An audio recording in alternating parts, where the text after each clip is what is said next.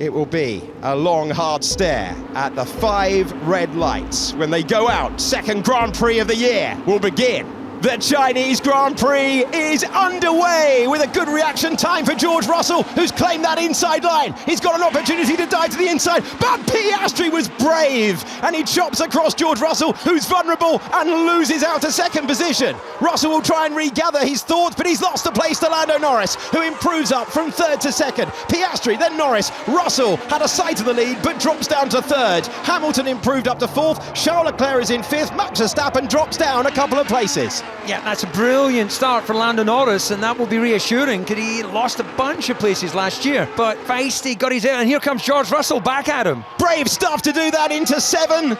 Here we go into turn number 8. That Mercedes is fast in a straight line, but if you have a half look, you could endanger yourself to Lewis Hamilton behind. Well, that's exactly what happened to George at the start. He was desperate for that inside to get the lead in the clear air, but had himself pinned to the inside line, and Lando could sweep around the outside. Further back, Max loses out to both Ferraris. This is Russell, and he has the overlap, which is just so enticing to go and throw your car, but it's not a big enough braking zone to launch a lunge, and he was right to back out of it, but it was just too late. This is Charles Leclerc on the inside, hugging the white line and the curb. He oversteers over the curb, and it just knocks him wide into Hamilton. Gabriel Bortoletto was towards the back of the field, starting this one in 19th. He's still running in the Grand Prix, but the car heavy with fuel on the opening lap, and round he went. Brakes on fire for Alonso. Alonso slowing, having had a brake fire reported by one of his competitors, and the man in the middle of the pack, who started this race in 13th, is surely trundling back to the pits to become our first retirement to the Grand Prix. Oscar Piastri is about to hit his marks, crucial pit stop in the context of the Grand Prix.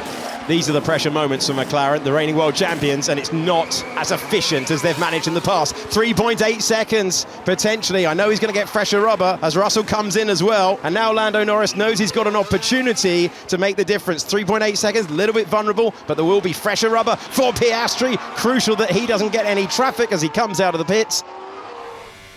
And let's go to Esteban Ocon. He's made the move on the Mercedes, has he? Because that was the car in front. Ocon going super brave. And he's got to the inside, exactly a car's width left, and he took the chance.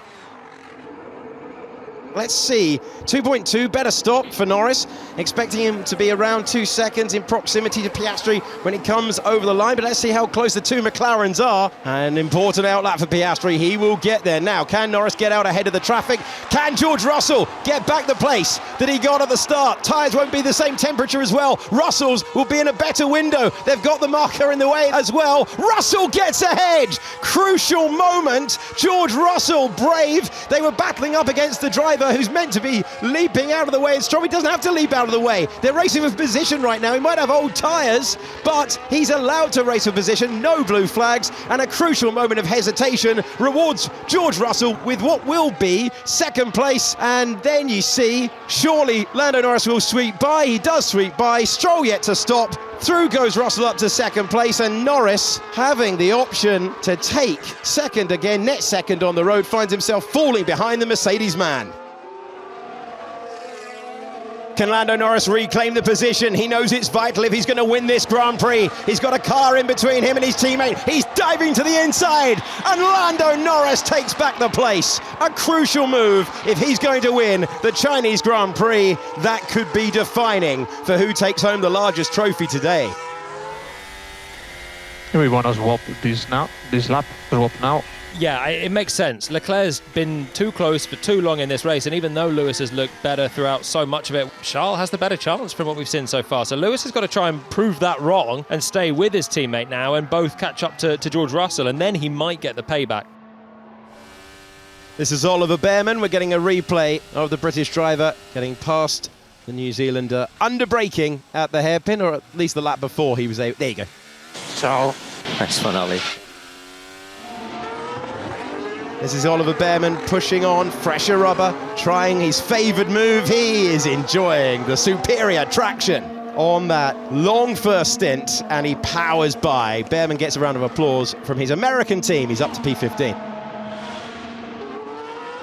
It's another lovely late braking move from Oliver Bearman, who's making his way through the traffic. He's operating about a second faster than Lance Stroll on that old hard tyre. So that medium is giving him the advantage at the moment. He's passing cars as well. Bearman checking the mirror and seeing Carlos Sainz in it. So Hamilton goes to the fresher rubber, doesn't have the performance on the hard tyre, and will look to try and take on the medium and attack further on. He will have superb pace as he moves on. You said a hard Hamilton, tyres, yeah. But he'll just hammer that out now to the end of the race. Bearman to the outside of Pierre Gasly, going again for it. Up and under on the exit, squeeze on the throttle with fresher tyres, but he's on the outside again for the final corner. So he's not getting the same burst of traction on the medium tyre as he made his way out. Let's see if he can be braver on his way down. Pulls out of the slipstream, didn't know when he was going to be able to, and straight by this time. So Bearman attacking, and Bearman finding his way past the Alpine up to 10th position. Wait, front wing damage from what? I don't know how Tsunoda's picked that up. Was okay. He was trying to get up to the back of Sainz. Was very close to the back of Sainz coming into turn one. Ah, yeah, look, it's just through the turbulent air of the car in front. You go through all sorts of crash testing ahead of putting your car on the racetrack, but the only way you really find out how it performs is in close combat. Norris wants every point he can get, but Piastri wants to be a contender for this World Championship.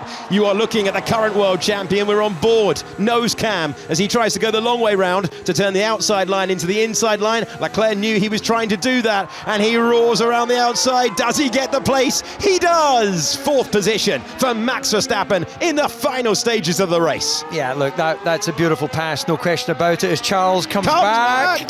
Can they make their way through turn number 6? They've got away with that one. That was super late on the brakes for the man from Monaco. They're not separated by much, but the place now belongs to Verstappen.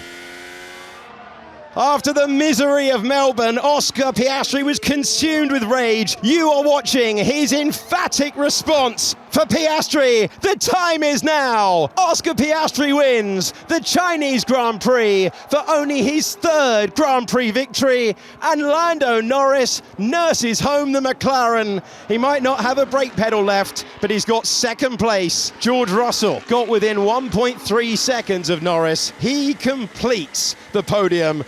The champagne flows for McLaren and Oscar Piastri. Lando Norris making it a 1-2 as well. Their 50th in the sport. The first was back in 1968 when it was Denny Hulme beating team founder Bruce McLaren.